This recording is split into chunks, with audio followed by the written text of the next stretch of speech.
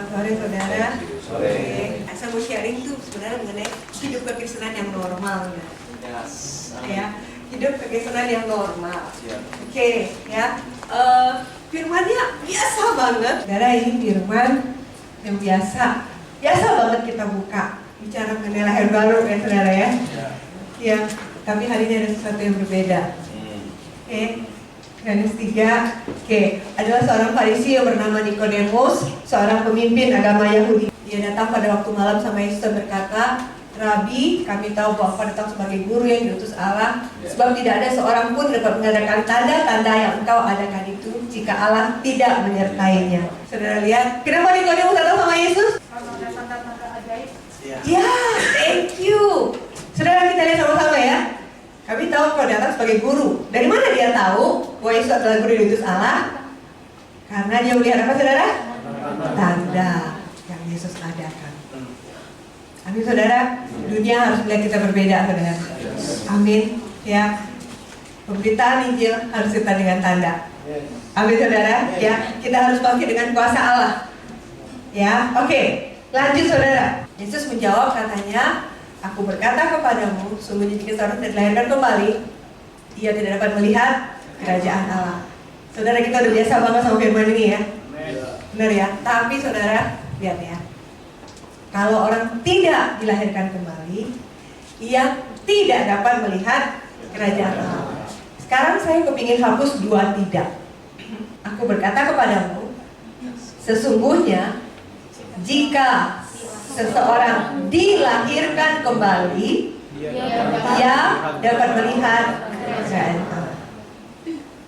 Lihat. Jika seseorang dilahirkan kembali, ia dapat melihat kerajaan Allah. Saudara, kerajaan Allah itu bukan cuma surga ya. Oke saudara, kerajaan Allah yang dimaksud Tuhan di sini juga adalah kenyataan dominionnya Allah di atas muka bumi. Ini yang Tuhan juga maksud bicara mengenai kerajaan Allah. Sehingga saudara, waktu kita lahir baru, kita bukan cuma mendapatkan keselamatan, ya kita mendapatkan sorga. Amin saudara. Amin. Tetapi bonusnya adalah mata rohani kita dibukakan. Amin saudara, sehingga sekarang kita bisa melihat kenyataan kerajaan Allah. Kenyataan bagaimana Tuhan begitu rindu kerajaan Allah mendominasi bumi. Inilah bonus begitu kita lahir baru. Yang semua dari kita, waktu kita lahir baru, kita pasti menerima bonus itu. Amin saudara, mata hati kita berbeda. Kita bisa melihat kerajaan Allah sebagaimana Allah melihat. Oke, kita lanjut ayat berikutnya. Kita lihat lagi saudara. Kata Nikodemus kepadanya, bagaimana mungkin seorang dilahirkan kalau sudah tua? Dapatkah ia masuk kembali ke dalam rahim ibunya dan dilahirkan kembali? Ayat 5. Jawab Yesus, aku berkata kepadamu, sesungguhnya jika seorang tidak dilahirkan dari air dan roh, ia tidak dapat masuk dalam kerajaan Allah. Oke, yang kedua kali Yesus ngomong ya, kamu tidak dapat masuk kerajaan Allah. Yang kedua kali Yesus bilang, kamu lahir baru. Ya, oke, ayat berikutnya. Apa yang dilahirkan dari daging adalah daging, dan apa yang dilahirkan dari roh adalah roh. Ayat berikutnya. Janganlah kau heran karena aku berkata kepadamu, kamu harus. Ini 3 kali ya, saudara ya. 3 kali Yesus ngomong, kamu harus dilahirkan kembali. Kenapa sih sampai 3 kali? Karena itu penting sekali. Amin saudara, ya. Karena itu penting sekali. Karena itu Yesus harus ngomong 3 kali. Amin saudara, ya. Nah, kita lanjut sekarang. Angin bertiup kemana ia mau, dan kau mendengar bunyinya. Tetapi kau nggak tahu dia datang dari mana, kemana dia pergi. Demikian saja dengan tiap-tiap orang yang lahir dari roh. Nikodemus menjawab, bagaimana mungkin hal itu terjadi? Jawab Yesus berikutnya, engkau adalah pengajar Israel dan kau nggak ngerti hal-hal itu. Nah, lanjut. Aku berkata kepadamu, sesungguhnya kami berkata-kata tentang apa yang kami ketahui, dan kami bersaksi tentang apa yang kami lihat, tetapi kamu tidak menerima kesaksian kami. Saudara, ini agak turn sedikit. Ya. Di sini Yesus memakai istilahnya kami. Oke. Coba tadi ayat berikutnya yang kita udah baca. Ayat 7 coba. Yesus pakai istilahnya kami atau aku? Aku. Ya. Terus coba ayat 5. Aku atau kami? Aku. Dari tadi Yesus bicara pakai aku ya. Oke. Terus tiba-tiba tadi kayak berapa nih ya? Ayat 11 nih. Tiba-tiba ganti ke kami. Saudara bisa lihat apa yang Yesus maksud di sini? Yang dimaksud dengan kami di sini adalah Yesus bicara mengenai kesatuan Dia sebagai Allah, Bapa, Putra, dan Roh Kudus. Dan Yesus bilang Allah. Ya, saudara tahu ya, Yesus hanya mengatakan apa yang dikatakan oleh Bapa. Yohanes 12 ayat 49. Sebab aku berkata-kata bukan dari, Yesus bilang ya, Yesus yang bilang, sebab aku berkata-kata bukan dari diriku sendiri, tetapi Bapa yang mengutus aku. Dialah yang memerintahkan aku untuk mengatakan apa yang harus aku katakan dan aku sampaikan. Saudara lihat, jadi Yesus, waktu Yesus berkata-kata, apakah itu dari dirinya sendiri? Dari mana saudara?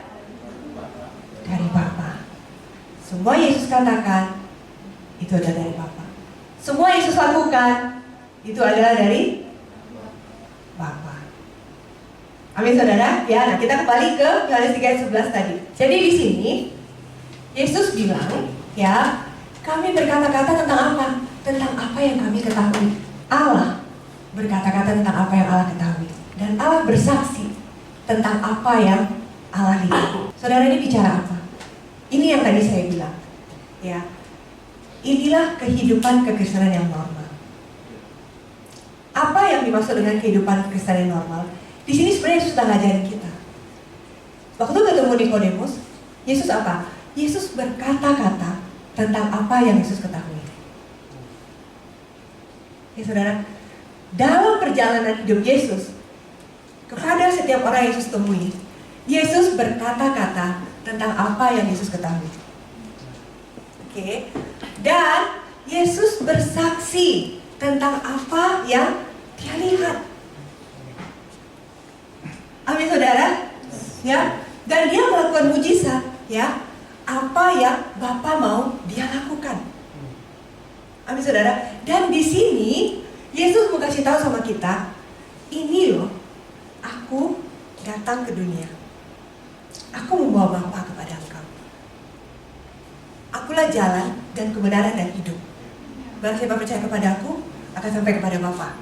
Amin. Yesus membawa Bapa, membawa kita kepada Bapa. Amin. Dan Yesus mengajarkan kepada kita bahwa kita bukan hanya dibawa kepada jalan kepada Bapa, tetapi Yesus mengajarkan kepada kita kehidupan yang normal setelah kita mengenal Bapa.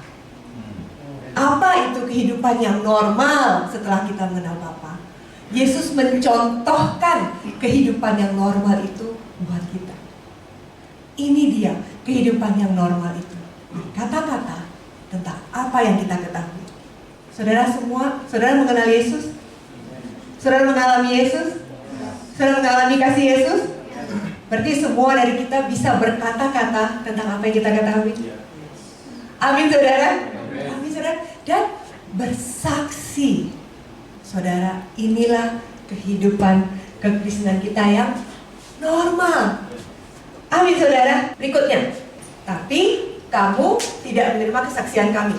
Saudara, waktu kita berkata-kata, waktu kita bersaksi, ada aja memang yang gak bisa terima perkataan kita. Yesus sudah bilang. Tapi bagaimanapun, saudara, kita tetap harus berkata-kata. Kita tetap harus kehidupan kita yang normal, saudara. Amin, saudara. Amin ya. Oke, ayat 12. Kamu tidak percaya waktu aku berkata-kata dengan kamu tentang hal-hal duniawi. Bagaimana kamu akan percaya kalau aku berkata-kata kepadamu tentang hal-hal sorgawi? Tidak ada seorang pun yang telah naik ke sorga selain daripada Dia yang telah turun dari sorga, yaitu Anak Manusia. Yesus sudah turun ya saudara? Amin saudara ya. Oke. Tapi Yesus di sini bilang tidak ada seorang pun yang telah naik ke sorga. Kita tahu Yesus turun, benar ya saudara? Benar ya, Yesus turun. Tapi berarti berarti yang dimaksud Yesus ini siapa sih yang naik ke surga? Yang dimaksud Yesus naik ke surga adalah Yesus sendiri. Yesus sendiri, saudara. Ya, waktu Yesus habis dibaptis, kita semua tahu ya saudara ya, Roh Kudus turun atas kepala Yesus. Inilah anakku yang kukasihi, kepadanya aku berkenan. Ya, Yesus datang ke dunia sebagai manusia biasa, ya, bukan sebagai Allah, ya, dengan segala kekuasaannya, bukan, saudara. Yesus datang ke dunia sebagai manusia biasa. Dan kemudian Roh Kudus itu tinggal pada Yesus, dan Roh Kudus itu tidak pergi. Ya. Dan kemudian semua perkataan Yesus yang penuh dengan kuasa, semua karisma Yesus, semua mujizat Yesus yang Yesus lakukan selama Yesus ada di muka bumi, itu adalah dari hubungan Yesus dengan Bapa. Roh Kudus itu tidak pernah meninggalkan Yesus. Oke. Ini Yesus bilang bahwa Yesus naik ke surga. Ini bicara apa? Ini adalah gaya hidup Yesus. Bahwa Yesus mempertahankan, ya, Tuhan kita luar biasa itu, dia mempertahankan Roh Kudus itu tetap tinggal. Amin, saudara. Dengan cara apa? Dia mempertahankan gaya hidup yang dia naik ke surga. Dengan apa, saudara? Dengan hubungan dia dengan Bapa yang dia bangun sehari-hari. Hubungan dia dengan Bapa. Itu yang Yesus maksud dengan dia naik ke surga. Dia naik ke surga. Dia naik ke surga. Dia naik ke surga. Itu yang Yesus maksudkan, saudara. Gaya hidup Yesus. Nah, saudara, waktu Yesus hidup, ya, Yesus kan bergaul 3,5 tahun sama murid-muridnya. Oke. Murid-muridnya lihat karisma Yesus luar biasa. Orang datang sama Yesus berlutut mengaku dosa. Ya, saudara lihat ya, Matius, Zakius, ya, mereka berlutut ketemu Yesus mengaku dosa. Kenapa? Karena mereka tahu Yesus itu Allah. Ya, Yesus melakukan begitu banyak mujizat. Ya kan, saudara? Setuju ya? Oke.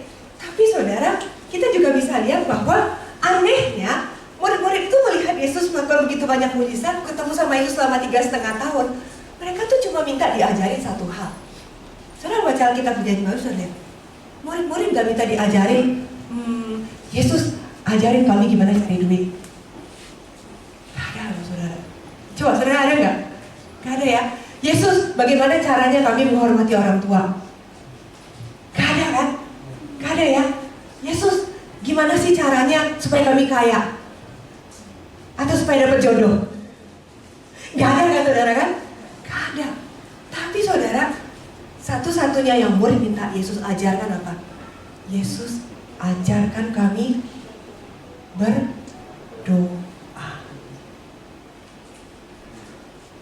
Mereka, saudara, aneh. Cuma satu hal yang murid-murid minta Yesus ajarkan. Coba saudara buka Perjanjian Baru. Cuma satu, Yesus ajarkan kami berdoa. Kenapa sih cuma itu? Minta diajarinnya cuma satu hal. Kenapa, saudara? Karena mereka melihat hidup Yesus. Mereka melihat hidup Yesus. Mereka melihat sehari-harinya Yesus. Karena Yesus hidup, tidur, makan sama mereka.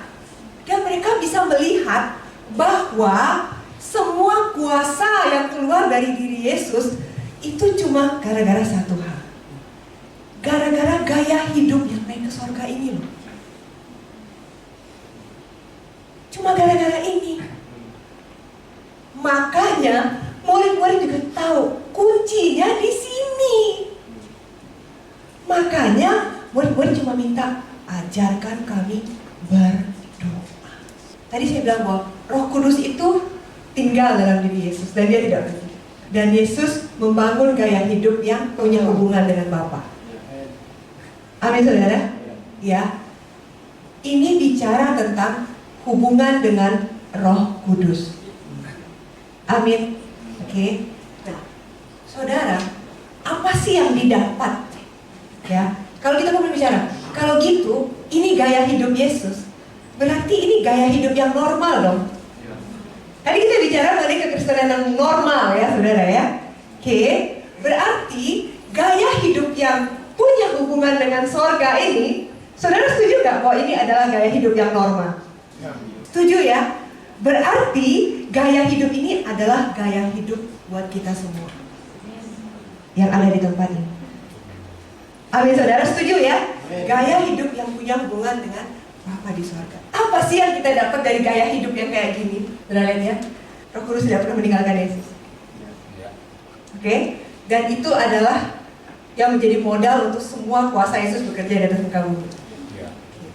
Jadi waktu kita meniru gaya hidup kekristenan yang normal dari Yesus, amin saudara, apa efeknya buat kita? Kita akan selalu berjalan dengan kuasa Roh Kudus. Amin saudara. Amin saudara. Ya. Oke, kesadaran akan kuasa Roh Kudus kita akan selalu meningkat saudara. Kadang-kadang ya, terus terang ya, even buat saya pribadi ya, saya sendiri, kenapa saya bisa bicara ini sama saudara?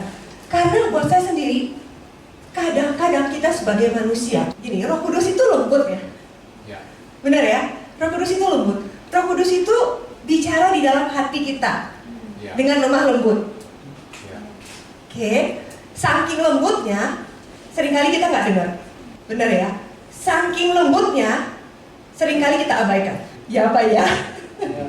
Jujur ya, saking lembutnya, kadang-kadang kita pikir, ini perasaan gue.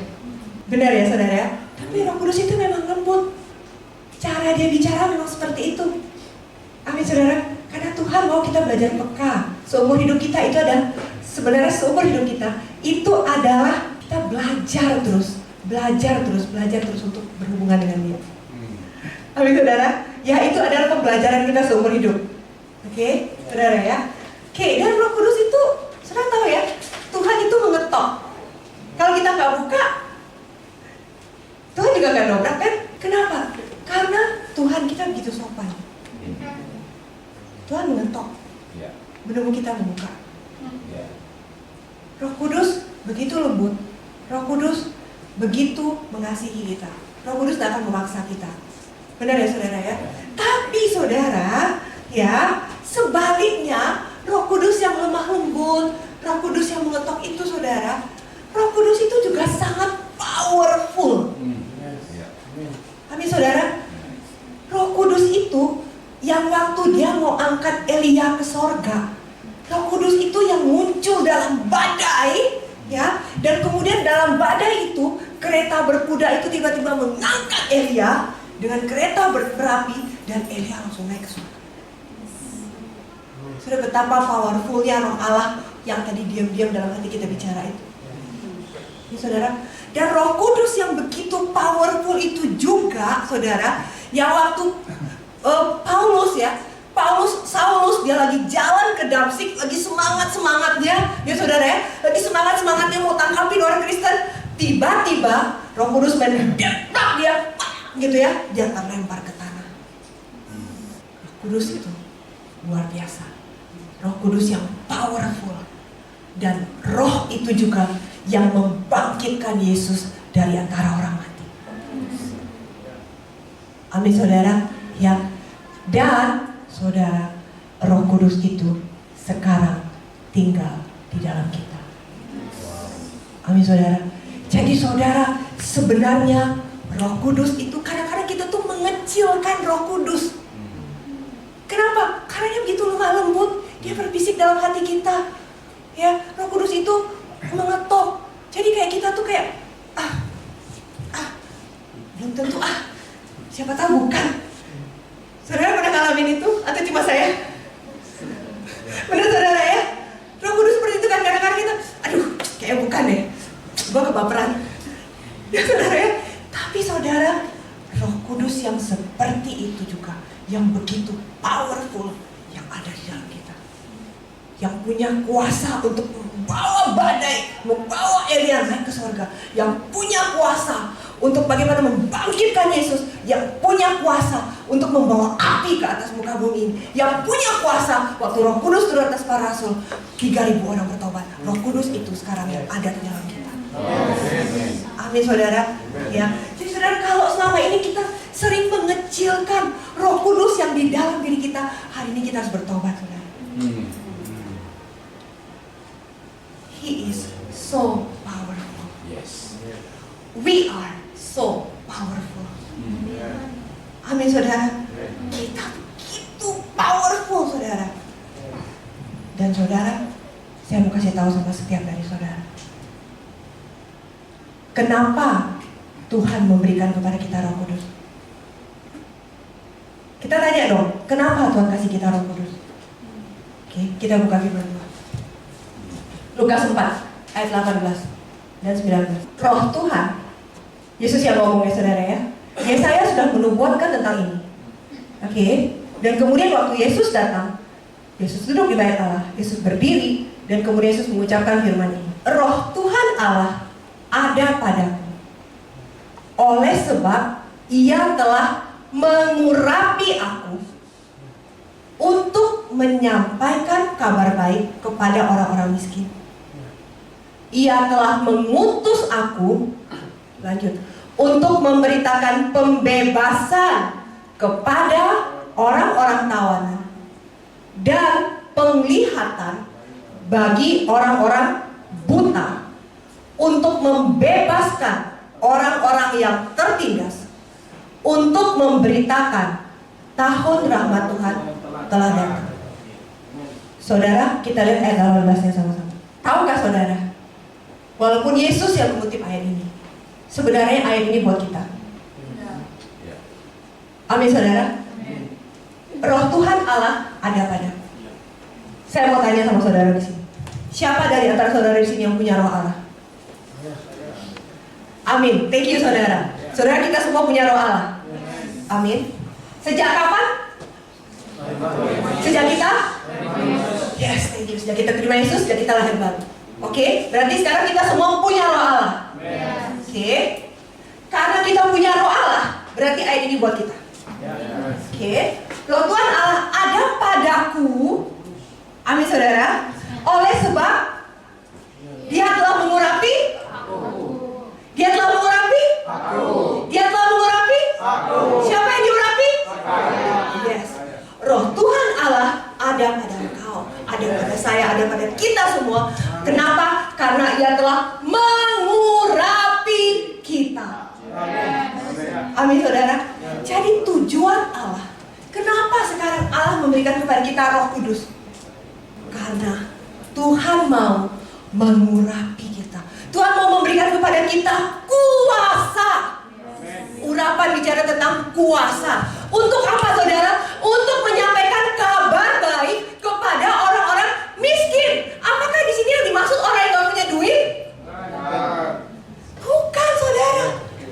Apa yang dimaksud dengan orang miskin di sini? Orang yang tidak punya Tuhan. Saudara tahu kemiskinan apa yang paling ada di dunia ini? Yang paling membuat manusia benar-benar miskin? Waktu mereka tidak punya Yesus. Karena sebenarnya mereka adalah orang yang paling miskin di dunia. Karena sebenarnya mereka harus masuk ke neraka. Ya saudara. Dan Roh Tuhan itu ada pada kita. Tuhan memberikan kepada kita Roh Kudus untuk menyampaikan kabar baik kepada orang-orang yang tidak punya Yesus. Amin saudara. Berikutnya, Ia telah mengutus aku untuk memberitakan pembebasan kepada orang-orang tawanan. Saudara, siapa itu orang-orang tawanan? Yang diikat iblis. Saudara tahu kita semua juga dulu diikat sama iblis. Dan kita dibebaskan. Amin saudara. Saudara lihat, saudara diurapi, saudara diberikan Roh Kudus. Untuk apa? Untuk membebaskan. Berarti saya mau tanya sama saudara, kalau begitu, siapa di sini yang bisa melepaskan orang yang terikat? Kita semua. Amin. Amin saudara. Semua dari kita mampu melepaskan semua yang terikat. Karena itulah tujuan Allah memberikan kepada kita Roh Kudus. Amin saudara. Untuk membebaskan orang-orang yang memberikan penglihatan kepada orang-orang buta. Lihat ya, orang yang buta rohani. Ya, orang yang tidak bisa melihat Yesus Amin saudara. Saulus, kenapa Tuhan izinkan dia buta beberapa hari sehabis dia terlempar? Supaya waktu mata jasmaninya tidak bisa melihat, mata rohaninya bisa melihat Tuhan. Itu juga yang terjadi sama Simpson, saudara. Ya, waktu rambutnya dipotong, kenapa matanya yang dicungkil? Supaya dalam kondisi dia tidak bisa melihat secara jasmani, dia bisa melihat kembali kepada panggilan Tuhan. Dia bisa kembali ke yang benarnya, tracknya yang Tuhan sediakan buat dia. Saudara, Tuhan mengurapi saudara untuk membawa saudara kepada orang-orang yang buta. Amin saudara. Amin saudara. Untuk membebaskan orang yang tertindas. Dan untuk apa? Untuk memberitakan tahun rahmat Tuhan telah datang. Amin saudara. Jadi saudara, Roh Kudus Tuhan kasih ke kita bukan cuma untuk hahaha, bukan cuma untuk orang yang gue selamat, hore, gue nanti masuk surga. Banyak orang Kristen take for granted. Saudara ngerti take for granted? Seolah-olah kita bilang berterima kasih, tapi sebenarnya kita lupa berterima kasih, kita lupa mengejar hatinya Tuhan yang di atas. Saudara pasti ngerti maksud saya? Ya, seolah-olah kita bilang terima kasih Tuhan saya sudah diselamatkan dia, tapi sebenarnya kita nggak melihat hati pemberi keselamatan itu. That's what we call take for granted. Bersukacita hanya untuk diri kita sendiri, tapi kita nggak melihat hatinya Tuhan, apa yang Tuhan mau kita lakukan. Jadi saudara, kembali kayak ini saudara, kita sama-sama lihat ya, untuk apa Tuhan kasih kita Roh Kudus?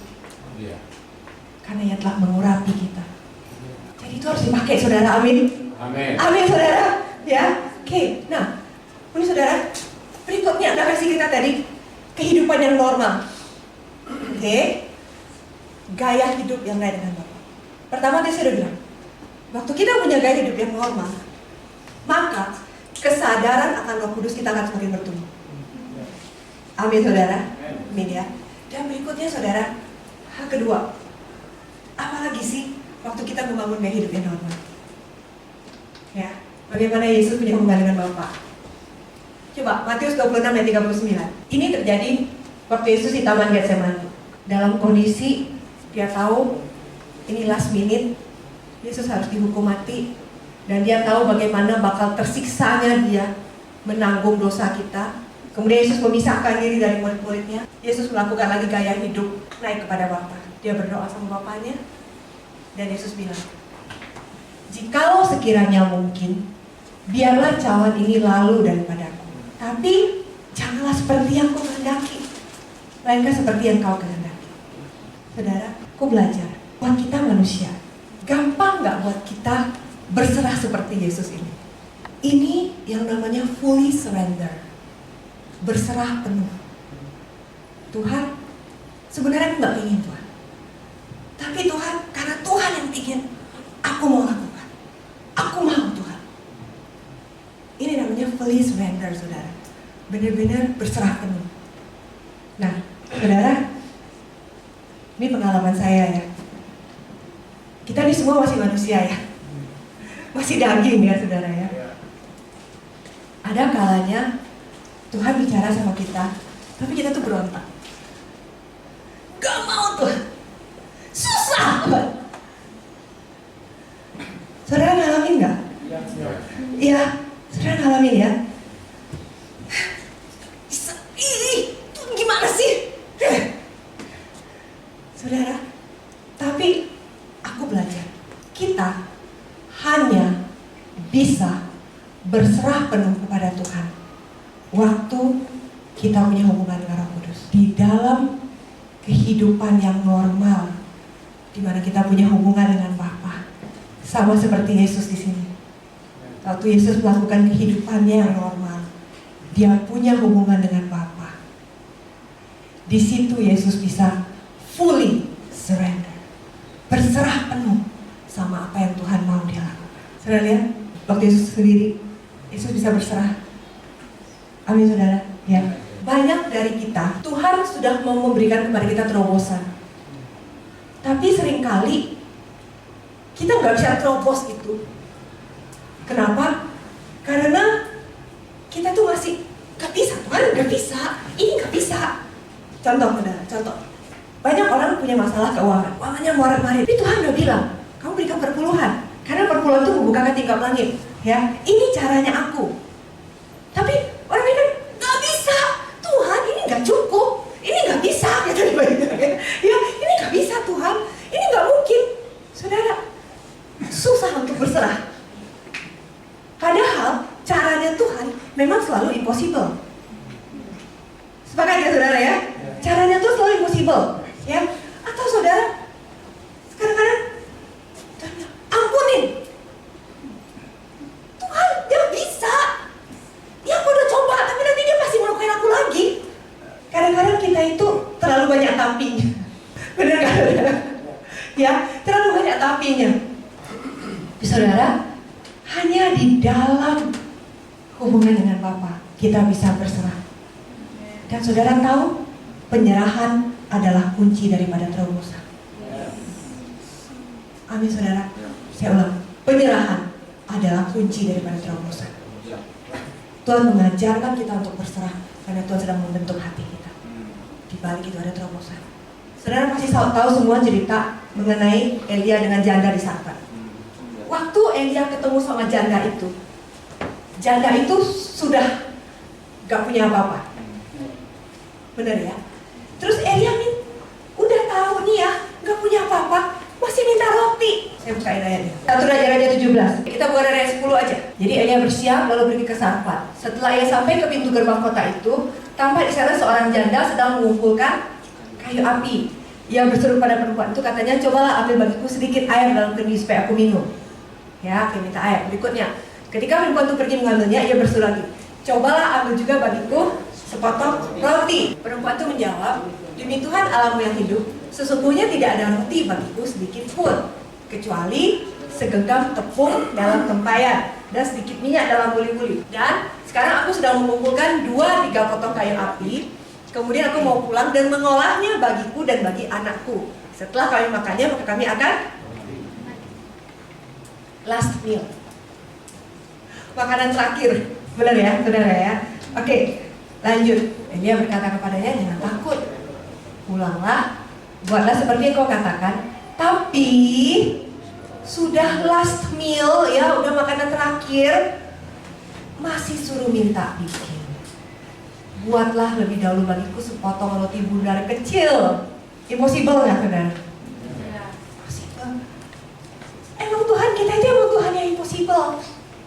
Tapi waktu kita ikut cara Tuhan yang impossible, everything will be possible. Amin saudara. Emang begitu caranya Tuhan. Everything will be possible with the Lord. Amin saudara. Ya. Jadi saudara, kemudian janda itu, coba ayat berikutnya. Tepung dalam tumpahan itu tidak akan habis dan minyak dalam buli-buli itu tidak akan berkurang sampai waktu Tuhan memberi hujan ke atas muka bumi.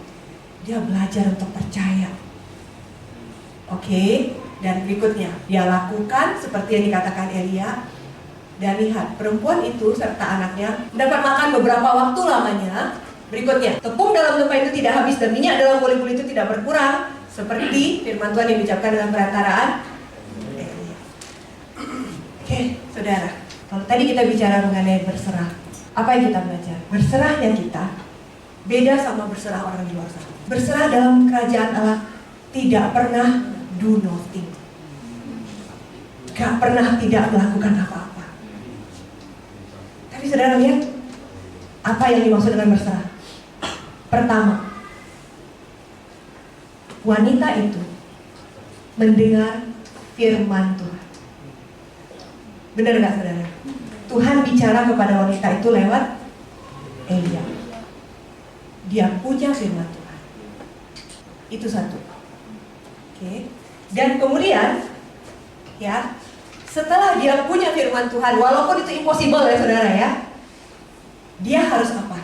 One step ahead. Dia harus lakukan. Benar gak saudara? Ya, bukan cuma dengar firman, tapi dia harus lakukan. Dan dari situ, itu yang namanya berserah. Itulah yang menghasilkan terobosan. Saudara lihat, ini dia yang tadi saya bilang. Yesus mengajarkan kepada kita gaya hidup yang normal. Yesus bilang, dalam hubunganku dengan Bapa, di situ aku bisa berserah penuh. Di situ aku bisa bilang sama Bapa, Bapa, aku nggak pengen, tapi aku mau lakukan apa yang Bapa mau aku lakukan, supaya kemudian aku bisa memenangkan seluruh dunia. Terobosan terjadi hanya karena aku mau berserah kepada Engkau. Dan ini yang Bapa ajarkan kepada kita, gaya hidup kekristenan yang normal, di mana waktu kita punya hubungan dengan Bapa di surga, kita mendengar firman. Saudara, waktu kita punya hubungan dengan Bapa di surga, saya percaya kita semua mendengar firman. Amin, saudara. Ya, apa yang dimaksud dengan membangun hubungan dengan Bapa di surga? Waktu kita membaca firman Tuhan, baca dengan hati. Kenapa? Karena mau mendengar Tuhan bicara. Menyembah dengan fokus sama Dia. Kenapa? Karena mau dengar Dia bicara. Dari situ, saudara, dari gaya hidup yang normal ini, aku percaya muncul firman Tuhan, firman Tuhan, firman Tuhan, firman Tuhan, firman Tuhan muncul dalam hidup setiap saudara. Dan dari firman itu, pasti Tuhan akan bilang, you do it. One step ahead, you do it. Dan saudara, waktu saudara lakukan itu, saudara bilang, ya Tuhan, aku berserah. Aku percaya penuh sama Tuhan. Aku terima firman itu dan aku lakukan. Waktu itulah terobosan demi terobosan akan terjadi dalam hidup saudara. Amin. Amin, saudara. Inilah gaya hidup kekristenan yang normal. Inilah yang membuat kenapa Tuhan memberikan kepada setiap dari kita Roh Kudus. Dia mengurapi kita supaya akhirnya kita bisa menghidupi gaya hidup kekristenan yang normal. Amin, saudara. Amin. Itu yang saya mau share sama saudara. Saya mau tutup, saudara. Mari kita berdiri. Saya kepingin Lukas 4 ayat 18 dibuka. Aku kepingin kita konfeskan ayat ini bersama-sama. Mari kita sama-sama ucapkan ayat ini dengan penuh kesadaran, dengan sepenuh hati, dengan sepenuh iman. Dan saudara bilang, Tuhan, ayat ini buat saya.